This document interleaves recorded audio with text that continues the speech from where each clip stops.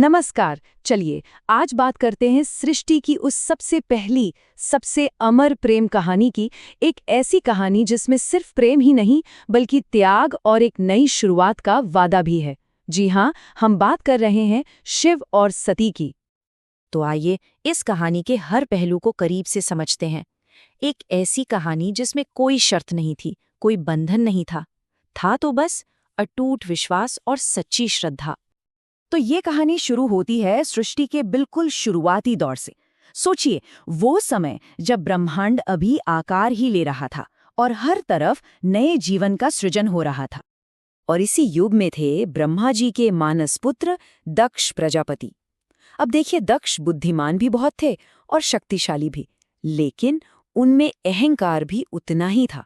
मतलब अपनी काबिलियत, अपनी ताकत और अपने ऊंचे कुल पर उन्हें बड़ा घमंड था। कई सालों की कड़ी तपस्या के बाद दक्ष को एक बेटी मिली।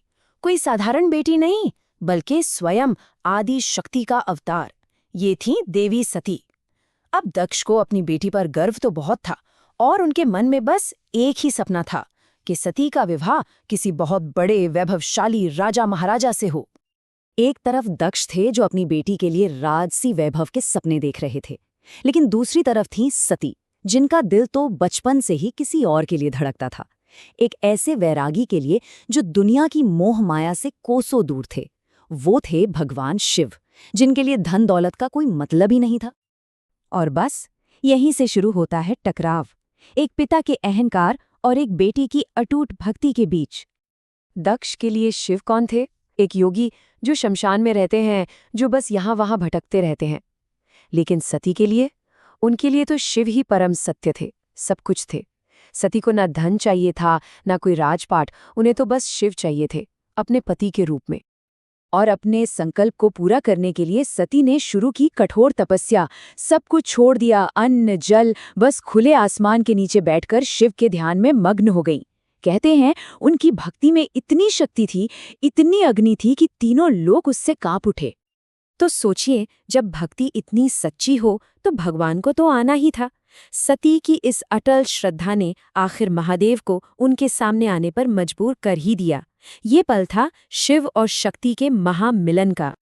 सती की भक्ति से प्रसन्न होकर शिव प्रकट हुए और उन्हें अपनी अर्धांगिनी के रूप में स्वीकार कर लिया। और जैसे ही यह हुआ, पूरे ब्रह्मांड में मानो खुशी की लहर दौड़ गई। अब बात करते हैं शिव की बारात की। अरे वो कोई आम बारात थोड़ी थी, वो तो पूरे ब्रह्मांड का आईना थी। सोच कर देखिए, एक तरफ भूत प्रेत पिशाच नाच रहे हैं तो दूसरी तरफ देवता और बड़े बड़े ऋषि मुनि झूम रहे हैं। ये दिखाता है कि शिव के लिए कोई छोटा बड़ा नहीं है, उनके लिए हर जीव एक समान है। शादी के बाद शिव और सती कैलाश पर्वत पर रहने लगे। उनका जीवन शांति और प्रेम से भर गया, एक ऐसा दिव्य प्रेम जिसे शब्दों में बयान नहीं किया जा सकता। लेकिन ये शांति, ये खुशी ज्यादा दिन टिकने वाली नहीं थी। और यहीं से कहानी एक बहुत ही दुखद मोड़ लेती है। एक ऐसा मोड़ जिसका कारण था दक्ष प्रजापति का वही पुराना अहंकार, जो अब एक बहुत बड़े विनाश की वजह बनने वाला था। तो हुआ ये कि अपनी ताकत दिखाने के लिए और खासकर शिव को नीचा दिखाने के लिए दक्ष ने एक बहुत बड़े महायज्ञ का आयोजन किया और उसने सबको बुलाया। सारे देवताओं को, ऋषियों को, सिद्धों को, सबको न्योता भेजा। मतलब हर कोई, ब्रह्मा जी से लेकर इंद्रदेव तक, सब आमंत्रित थे। पर एक नाम, एक बहुत महत्वपूर्ण नाम उस लिस्ट से गायब था। कौन हो सकता है वो? जी हाँ, महादेव शिव। और ये कोई गलती नहीं थी, ये जानबूझकर किया गया अपमान था। सिर्फ शिव का नहीं, बल्कि अपनी ही बेटी सती का भी। जब सती को इस यज्ञ का पता चला तो उनका मन बहुत बेचैन हो गया। वो अपने पिता के घर जाना चाहती थी। उन्होंने शिव से आज्ञा मांगी, शायद इस उम्मीद में कि वो अपने पिता से बात करेंगी और सब कुछ ठीक हो जाएगा। शिव तो जानते थे कि जहां मान सम्मान ना हो वहां जाने का कोई फायदा नहीं, लेकिन फिर भी उन्होंने सती को नहीं रोका।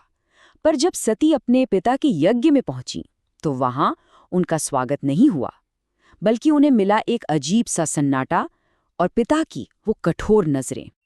और फिर सबके सामने दक्ष ने अपनी ही बेटी और महादेव शिव के लिए इतने कड़वे, इतने अपमानजनक शब्द कहे कि सुनकर कोई भी कांप जाए।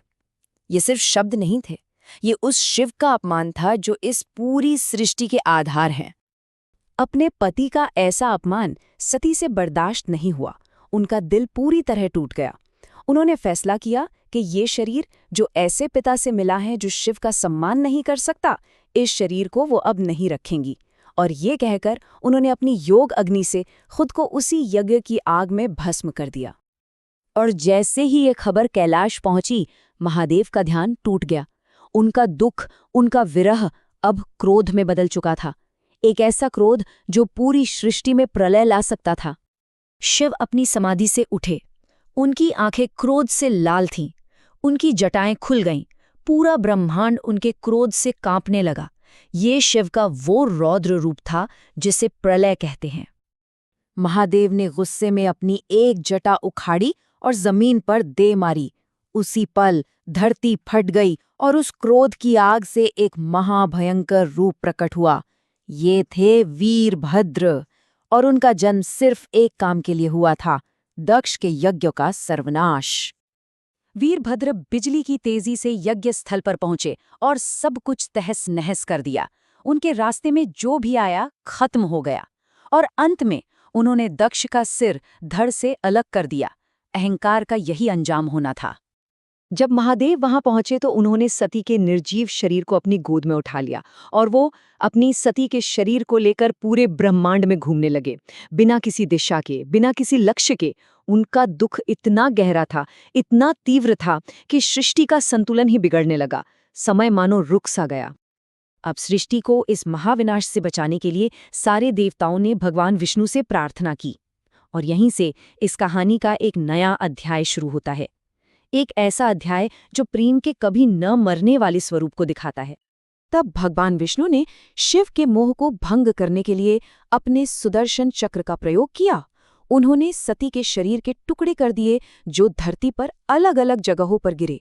और जहां जहां सती के शरीर का कोई अंग गिरा, वो जगह एक पवित्र धाम बन गई, एक शक्तिपीठ, जो आज भी हम सब के लिए श्रद्धा के सबसे बड़े केंद्र हैं। तो इस तरह सती का एक बलिदान 51 शक्तिपीठों में बदल गया। ये उस अमर प्रेम की निशानी है जो आज भी इन पवित्र स्थानों के रूप में धरती पर मौजूद है और देवी की शक्ति को हम तक पहुंचाता है।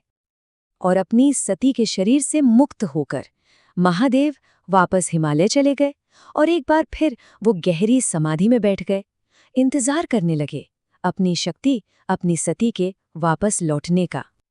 तो देखा जाए तो सती का ये बलिदान कहानी का अंत नहीं था, बल्कि ये तो एक नई शुरुआत थी। यही प्रेम, यही शक्ति दोबारा जन्म लेने वाली थी, पार्वती के रूप में, ताकि शिव और शक्ति का अधूरा मिलन पूरा हो सके। तो ये थी शिव और सती की अमर प्रेम कथा। एक ऐसी कहानी जो हमें सिखाती है कि सच्चा प्रेम हर बंधन, हर सीमा, यहाँ तक कि समय से भी परे होता है। हर हर महादेव। कैसी लगी कहानी? मजेदार ना? ऐसी ही और रोचक और मनोरंजक कहानियां सुनने के लिए सुनो कहानियां के सब्सक्राइब बटन को अभी दबा दें। वीडियो को लाइक और शेयर करना मत भूलें, वरना कहानियों का मजा आधा रह जाएगा। अगली कहानी में फिर मिलते हैं। धन्यवाद।